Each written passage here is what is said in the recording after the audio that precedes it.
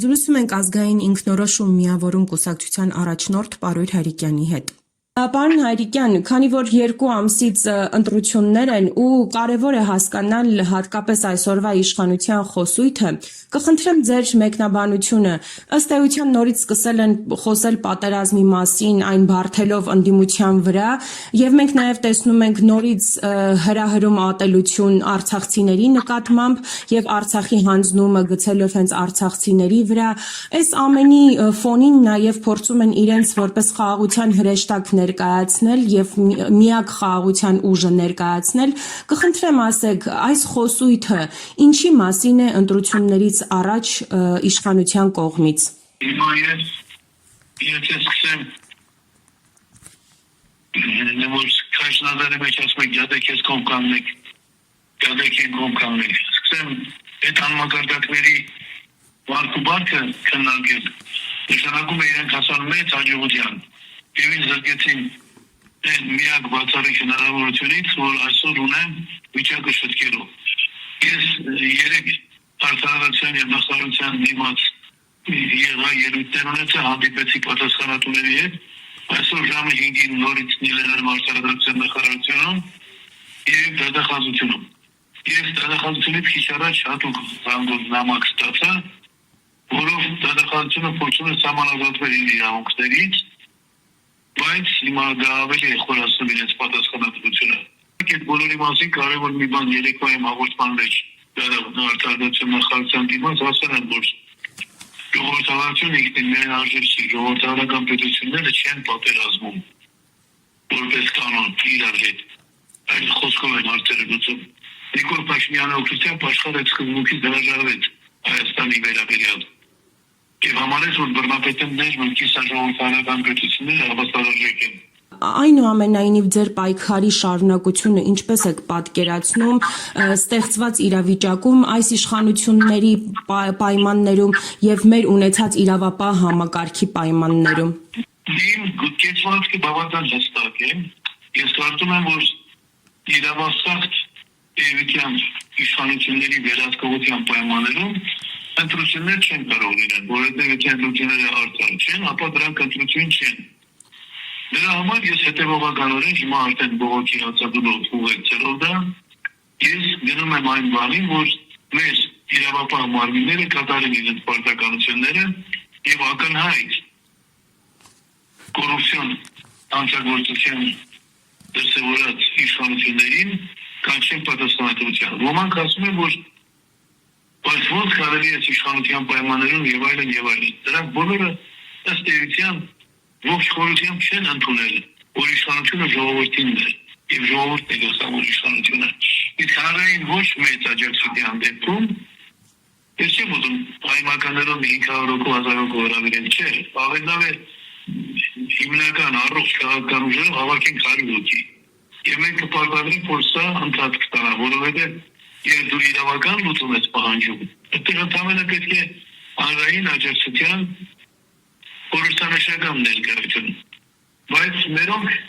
ամեն մեկը ինքնասիրարված եւ աթոռապաշտ ամերիկոյի համանadrությունը իրենց համար շատ շահեկան է, մտածում են դե Նիկոլը շարաշալում է իշխանության ճյուղերի տարանջատման բացակայությունը, լավ կլինի մենք էլ դա իշխանության դա օգտագործենք։ Այլապես ողջամիտ մարդիկ այստեղ էլ կկանգնեին, այն մարդու կողքին կանգնել են 35 տարի առաջ, անկախություն հանրաքվեի ճանապարհով գաղափարը իրականացնելիս։ Հիմա ես ուսանելու իրավունք չունեմ, գիտեմ, որ ես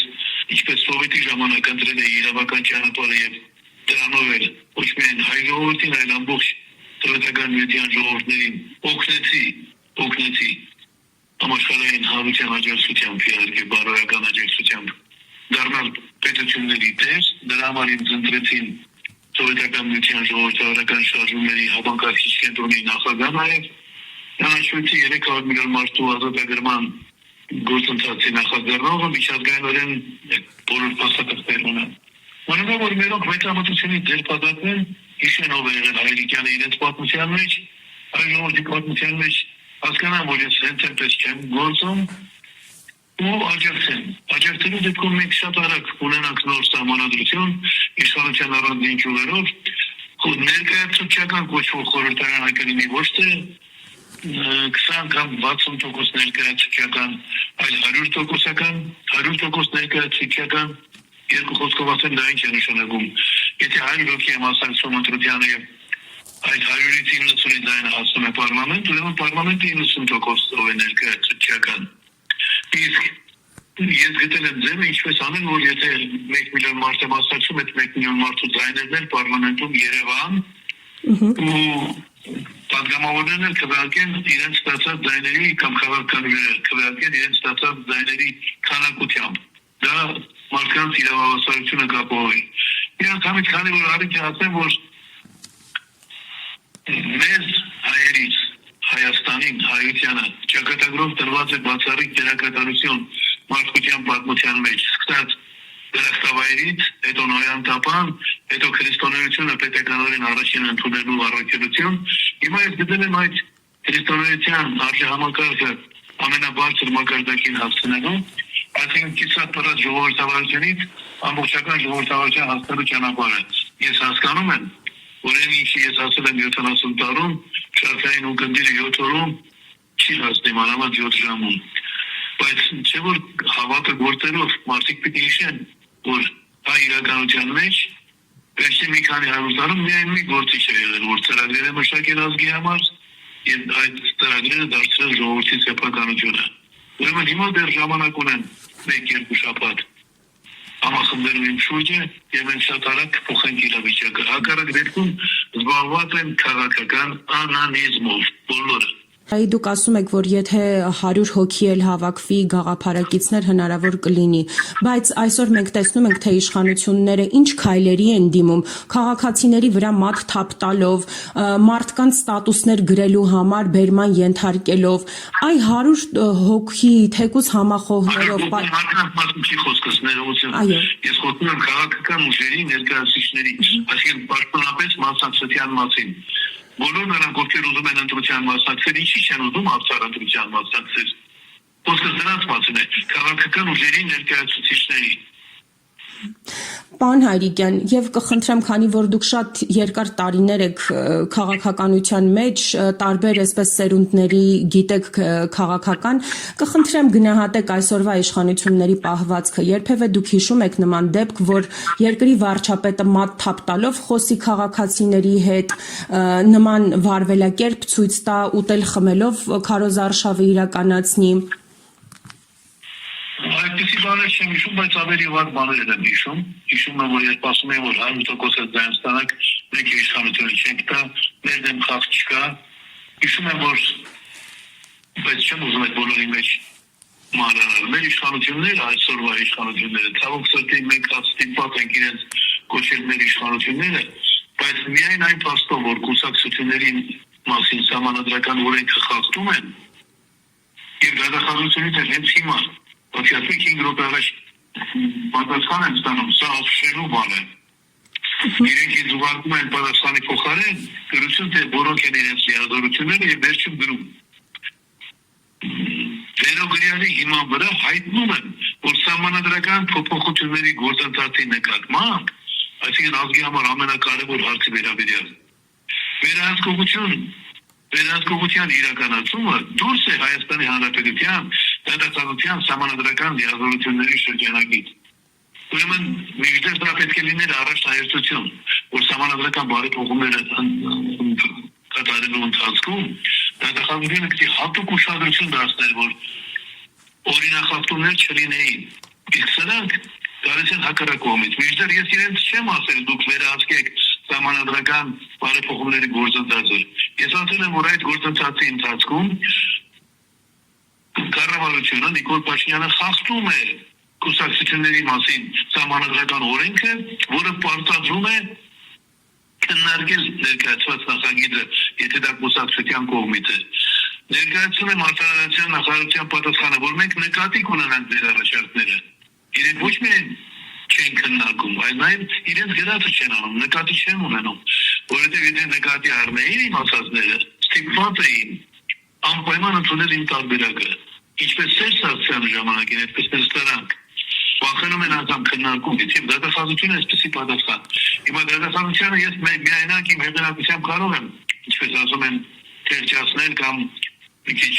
կարգի հրավիրել, բայց մեծ գործ է պետք, չէ՞։ Բայց հավաքվածներ նաև իբր մեծ հետևորդների բանակ ունեցող մարդիկ, նրանք իրենց խնդիրը պիտի համարեն, իմը չի։ Մեկ ես հավերժության համար ամենակարևոր բաներն արել են, բայց իրենք եթե սիրում են հայ ժողովրդին ու գիտեմ, որ այսպեսի ապիկար իշխանություններ ունեն, օրինախախտ իշխանություններ։ Ես ձևականորեն չեմ գրում դատախազություն, որ պետք է պատասխանատվության ենթարկել։ Ես հիմնավորում եմ կուսակցությունների մասին սահմանադրական օրենք եթե որևէ կուսակցություն խախտում է, նրան զրկում են գոյության իրավունքից։ Այստեղ կառավարությունը խախտում է արտարադատության նախարարության եւ դատախազության աջակցությամբ փորձում է այդ խախտումը ցույց տալ որպես օրինական, ինչ պետք է ընդամենը կրկնում եմ պարլամենտական քաղաքական ուժերից եւ մյուս քաղաքական ուժերից մի հատ ոգի ասեն այդ վեճի ընթացքում ենք համամիտ ենք Հայրիկյանի հետ որ դուք իրավախախտ եք, դա կոռուպցիոն հանցագործություն է։ Դրանից առաջ ես նշել եմ շատ լուրջ խախտում Սահմանադրական նախագիծ մշակելու ընթացքում մի քանի տարի ապօրինի վարձատրություն են տվել 200 միլիոն դրամից ավելի։ Դրա հիման վրա այդ կառույցը արտադրության նախարարության վերացրեց մասնագիտական հանձնաժողովը, լուծարեցին, բայց կատարեցին մյուս խախտումը։ Հիմա մեզ համար սահմանադրություն գրողները դրանք ոչ մասնագետներ են, այսինքն պատասխանատվությունից ազատված մարդիկ։ Պատկերացնում եք որևէ երկրում օրինակ բժշկի փոխարեն վիրաբուժությամբ զբաղվել կոշկակարը։ Նույն վիճակն է Հայաստանի սահմանադրական գործընթացում։ Մենք ունենք աշխարհի ամենավատ իշխանությունները, որոնք հետևանք են աշխարհի ամենավատ սահմանադրություն ունենալու։ Եվ ես որ այդքան ճանապարհ եմ անցել, ի վերջո չկա ուրիշ։ Նույնիսկ ուրիշ ազգերը դա չունեն։ Անկախության պայքարի կենցանի առաջնորդ։ Եվ այդ ողջ առաջնորդը դա ասում է մի բան, դա նույնիսկ քննարկման չի արժանանում։ Հիմա այդ բոլորը մի քիչ երկար է, կար ճամփով հետևյալը, ուսումնասիրությունների մասին սահմանադրական օրենքը խախտող իշխանությունները ոչ միայն իրավունք չունեն ղեկավարելու, այլ իրենք այլևս իրավունք չունեն մասնակցելու ընտրությունների։ Իսկ մերոնք կներեք ժողովրդական լեզվով ասում էշի ականջում քնած երազում են ընտրություններում Նիկոլի խաղում, այսինքն Աստղ Նիկոլին։ Նիկոլ Փաշինյանը այնքան օրինախախտումներ է արել եւ այնպիսի միջազգային հանցագործություններ Արցախի ինքնորոշման իրավունքից ու հեռացումը դա միջազգային հանցագործություն է, որ դրանից հետո ընտրությունները մի քանի խախտում արել մի խնդիր չի։ Այնքան միամիտ, այնքան կարճամիտ են մեր այսօր ընտրապայքարում ինչ որ հաջողության հատնելու պատրանքներով ապրող քույրերն ու եղբայրները։ Շնորհակալ եմ մեկնաբանության համար։